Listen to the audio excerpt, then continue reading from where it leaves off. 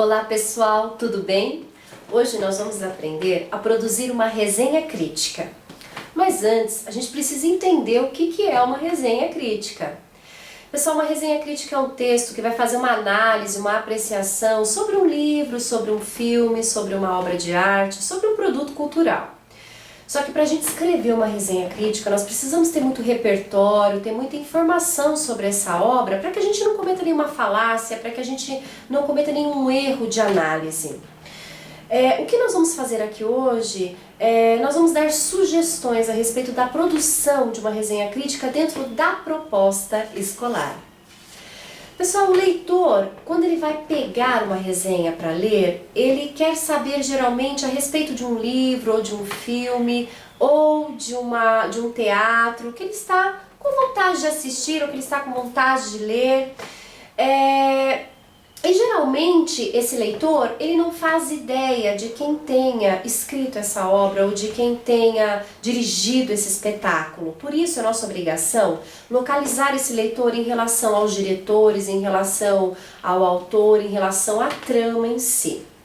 Logo no primeiro parágrafo de uma resenha, nós precisamos colocar a ficha catalográfica do livro com o número, o ano de publicação, a edição, a editora. E também, se for um filme, nós precisamos colocar o nome do corpo dirigente, o nome de quem escreveu o roteiro, quem produziu.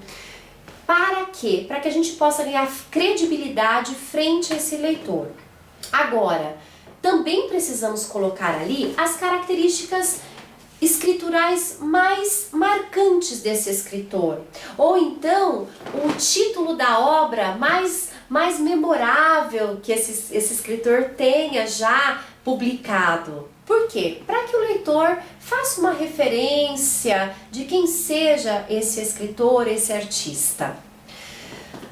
Ainda no começo do texto, é muito importante construir um ponto de vista bem elaborado a respeito da obra, para que em cima desse ponto de vista você possa desenvolver os argumentos.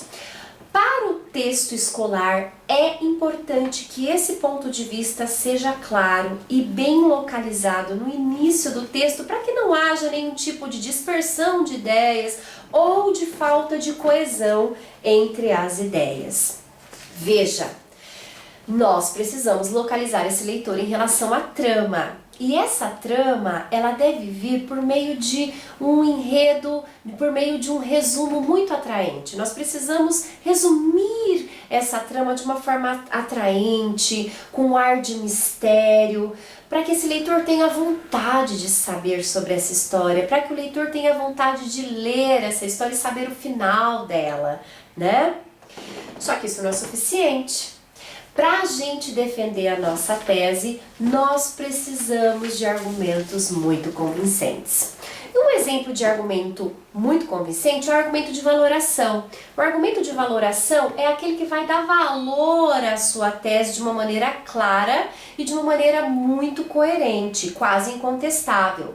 Dentro desse argumento, nós podemos estabelecer comparações. Por exemplo, nós podemos comparar a obra em questão com outras obras do mesmo autor ou de outros autores. Dentro desse argumento, nós também podemos estabelecer comparações entre a atuação de um autor nesse filme com outros filmes que ele já tenha realizado. Essas comparações, elas são importantíssimas, não só dentro deste argumento, como também ao longo do texto, para você ir sustentando a sua tese e justificando a sua tese. Outro argumento interessante é o argumento de autoridade. O argumento de autoridade é aquele que vai trazer uma citação direta ou indireta sobre um especialista a respeito da obra. Então, por exemplo, de acordo com o crítico literário Antônio Cândido, a obra O Apólogo é uma das mais modernas de Machado de Assis. Nós também podemos utilizar dentro desse argumento fragmentos de diálogos entre as personagens. Também podemos. Isso por quê? Porque esses diálogos, esses fragmentos, eles vão trazer o quê? Uma sustentação para a análise que você está fazendo. Agora, Esses argumentos, eles são importantes, só que as estratégias argumentativas também são. Uma delas é a impessoalização do discurso. Veja, dentro de uma resenha, nós podemos utilizar a primeira pessoa, não há problema. O problema é que se a gente fica usando de maneira constante, eu acho, eu penso, eu acredito, muitas vezes você pode fragilizar o seu discurso. Portanto, a utilização da terceira pessoa, ela vai dar mais credibilidade, ela vai dar mais segurança ao seu discurso. Por exemplo, nota-se que, acredita-se, né? Outra estratégia argumentativa muito interessante é a estratégia da contra-argumentação. Pessoal, a contra-argumentação, ela não muita gente acredita que eu vou entrar em contradição com a minha tese. Ela não contradiz aquilo que você está defendendo, muito pelo contrário, ela flexibiliza aquilo que você está defendendo, tá? Ela vai trazer uma ideia diferente daquilo que você está defendendo para flexibilizar o seu discurso. Por exemplo, se você está defendendo a ideia de que o Apólogo é o texto mais contemporâneo da literatura brasileira, escrito por Machado de Assis, um exemplo. Na contra-argumentação você diz sim, realmente, né?